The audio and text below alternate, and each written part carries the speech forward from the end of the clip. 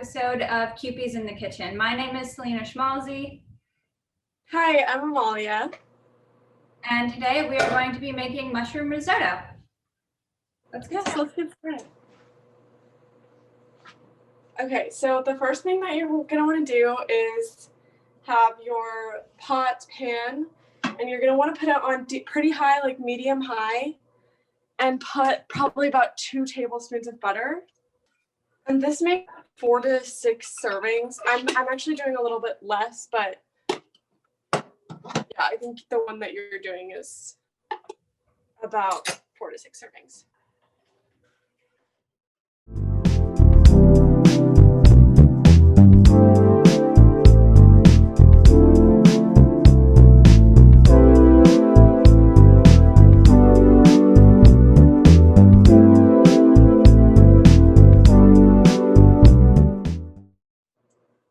Okay, you want your butter to kind of get to the point where it's like simmering, and then you can add your mushrooms. And how are your mushrooms chopped? So I just did like really small, but you can also do long and thin. So it's kind of your preference, like how big a bite of mushroom you want. I've just added my mushrooms, and I'm going to add a little bit of salt and pepper, and that's all you need for seasoning. So where did you get this recipe? I think it was something my mom had, and then I kind of just memorized it. I never directly follow a recipe, so if I cook it again. But yeah, I think this one was just something my mom had, or it was just, I think it's a pretty basic like meal, like some. Yeah.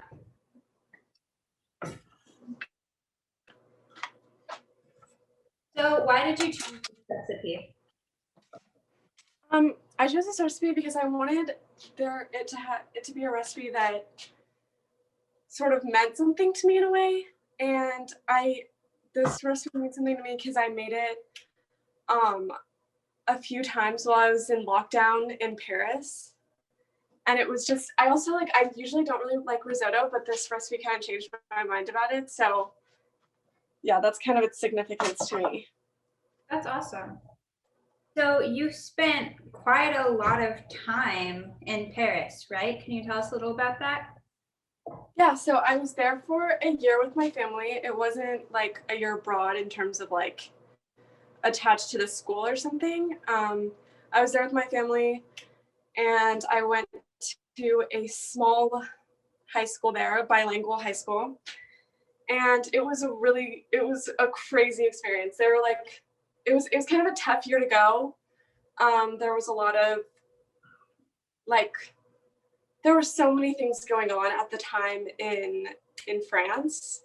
So it was kind of like a weird time to go, but it was still amazing either way. So yeah, that sounds great. My mushrooms are cooked down, and there's also should be a bunch of liquid. And I'm going to remove all of that, including the liquid, into a separate, just off of heat. It's also fine to leave some of the liquid because that will add to the flavor. So did you do a lot of cooking when you were in France? Yeah, it actually, I didn't really cook before that. And then once I got to France, I think it was part of the lockdown where I started cooking and just wanting to just explore the flavors. And also it's like the ingredients there are so good that it's really fun to cook. But yeah, that's kind of when I started cooking, and then I kept doing it when I got here. Awesome. How often do you cook now? So I cook probably about 3. I make dinner for my family about 3 nights a week. And then I cook for myself like breakfast or lunch pretty much every day. Nice. So did you like to cook much before you went to France? Sorry? Did you like to cook before you went to France? Actually, not really. Like my whole family is kind of like into cooking. Like my mom's always been really good, my grandparents, and my sister's a pastry chef, but I was never really, it wasn't really my thing. And then, yeah, it was kind of being in France is what got me to start. So now you're going to add more butter or olive oil. You can also use olive oil. And let it start sizzling a little bit.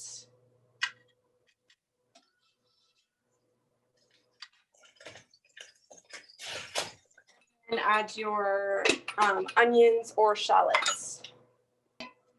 You can also add salt and pepper to the onion. And you just want to cook this until the onions are pretty much translucent and like soft. Yeah. What is your favorite sort of thing to make? Like what types of food do you like making? It really depends. I think I gravitate towards things like pastas and like I make a lot of like rice bowls where I'll do like a kind of a fried rice with vegetables and an egg on top, that type of thing. But yeah, it's kind of, I always do savory. I don't do sweet because it's my sister's thing, so I don't even like to go there. But yeah. Are you interested in doing cooking after high school, like as a job or anything? I think it'll always be something that's a part of my life, but I've never considered it to be something I would actually go into.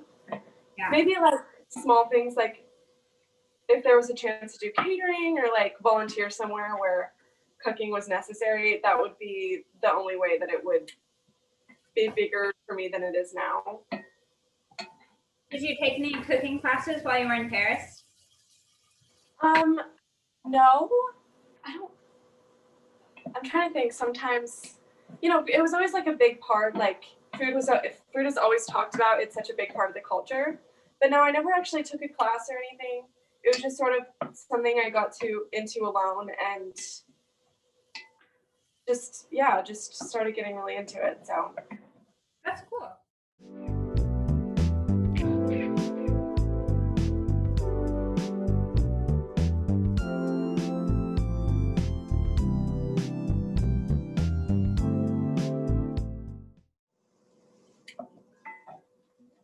But if your onions are ready, you can add your rice. And just kind of mix it in with the onions and like kind of let it get toasted in a way. For the chicken broth, or sorry, what were you saying? Go ahead. So you can use chicken broth or vegetable broth. And you can heat it up before you start adding it, but it doesn't make that much of a difference. You can kind of smell it when it's ready, like it's like slightly toasted, and I don't know, maybe that's just me. So if when your rice is ready, once you start adding the broth, you want to add it in half a cup at a time. Also, just like how far should we let the broth cook down before we add a new half cup? So pretty much gone. Because Okay. you want to absorb it. That's how the rice works. Yeah. That's what I wanted to make sure. Yeah. And then also you can just start when it gets to a point where you've added most of the broth, you can kind of start tasting it for consistency. And then it's kind of up to you. If you want it more al dente, you can stop adding broth, and if you want it to be a little cooked, you continue.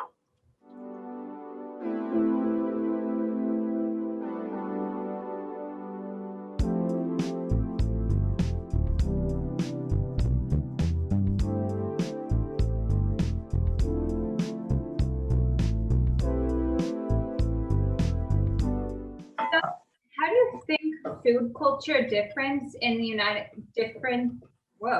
How do you think food culture is different in the United States and France?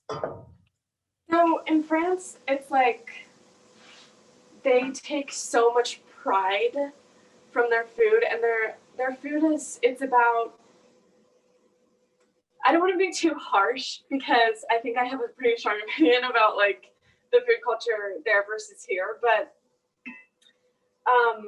I feel like a lot of the times Americans eat solely to like provide nutrition for their bodies rather than it being an amazing flavor and being like an art form almost.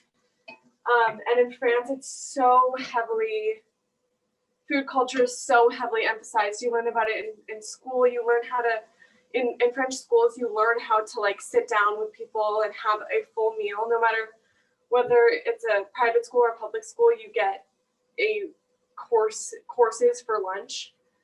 And yeah, it's such an important part of life for them, I think. And you know, I had almost 2 hours for lunch during school because it's basically like a class. Like you're learning how to enjoy food, you're learning how to be healthy and like just enjoy your time and all those good kind of things. So it's interesting. I mean, obviously I think America has like good food. I'm not saying that doesn't exist here. I just think that it is like the values for it in general are less so than in France. Yeah, the lunch that you just described, the school lunch that you described, definitely differs from what we see. Yeah. Yeah, I'm like, it's just like, you know, it's harder to access good food here. Like, it's almost as though it's only for people who have more money and it's not as accessible. And it's, if you don't have access to those things, like you're just basically given things that aren't necessarily good for you. And I just find that ridiculous that it's like a privilege to have good food. I think good food is for everybody, you know? Yeah. So in your experience, is that not the case in France? Like, is good, healthy food, high quality food more accessible to people of lower socioeconomic statuses? I do think so. As I said, like even in a public school, someone who would purchase a school lunch is still going to get good, healthy food. Like there are people like, since you get so long for your break, you know, a lot of the time you go to a restaurant or something, but even if you're to stay at school, even if you don't have the money to do that, you're still going to get good food, you know? And I think that's so important. Yeah, that's really cool. So mine's pretty much cooked down and I'm just going to test it for consistency.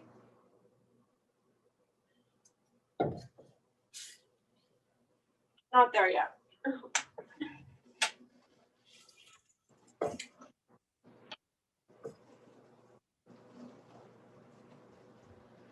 Also, if you don't want to add too much more broth, but it's still too al dente, you can turn the heat down and continue adding broth because it won't cook off as fast.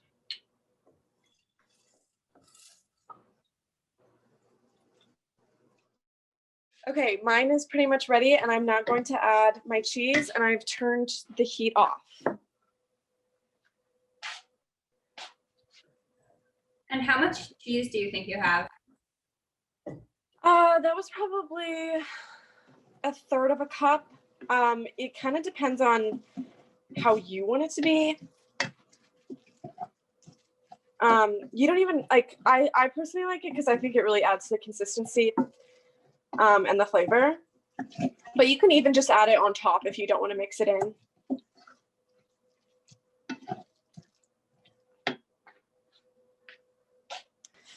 Okay, once the cheese is melted in, you can add your mushrooms and the liquid back in and just fold that in.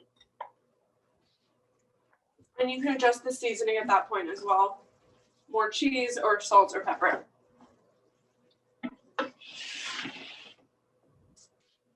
Okay, I'm dishing mine up.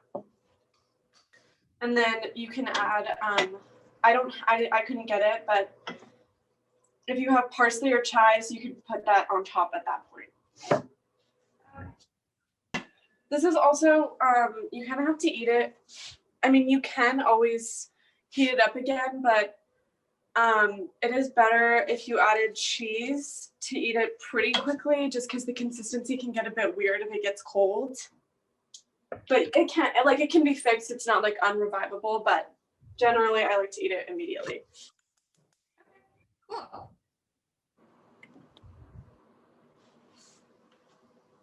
Are we done? Yes, I think so. All right, awesome. Thanks so much for having me. Yeah, of course. This looks delicious. It smells delicious. I really appreciate you taking the time to come on here and making this with us. Yes, thank you. I had so much fun. Awesome. Bye.